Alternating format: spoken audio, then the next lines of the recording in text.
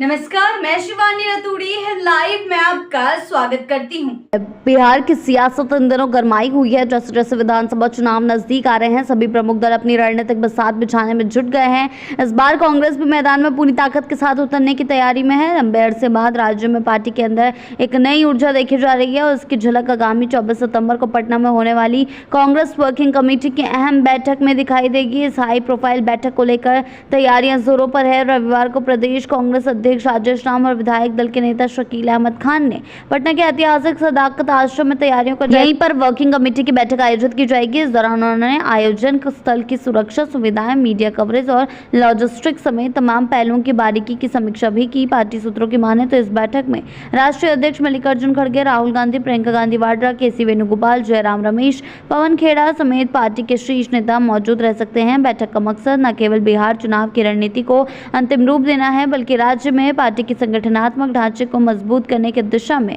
स्पष्ट संकेत देना भी है। कांग्रेस इस बार किसी भी मोर्चे पर कोई कोताही नहीं बरतना चाहती। पार्टी प्रतिनिधियों को राजधानी पटना के 4 प्रमुख होटलों में ठहरने की व्यवस्था की गई है।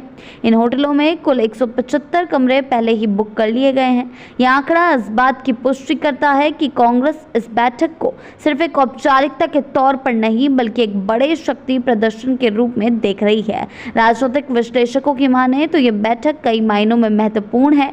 एक और ये पार्टी कार्यकर्ताओं को आगामी चुनाव से पहले उत्साहित करने का काम करेगी, वहीं दूसरी और ये महागठबंधन के भीतर कांग्रेस की भूमिका और मांगों को लेकर एक स्पष्ट संदेश भी देगी।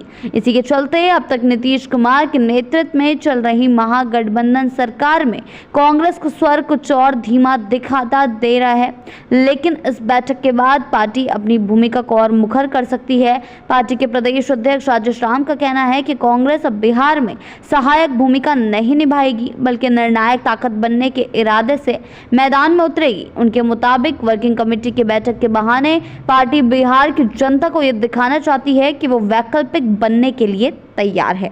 इस बैठक में चुनावी घोषणा पत्र की रूपरेखा, उम्मीदवार चयन की प्राथमिकताएं, बूथ स्तर पर संगठन की मजबूती और युवा महिला मतदाताओं को जोड़ने की रणनीति, सोशल मीडिया अभियान की योजना और जातीय समीकरणों का आकलन, ये तमाम मुद्दे केंद्र में रहेंगे।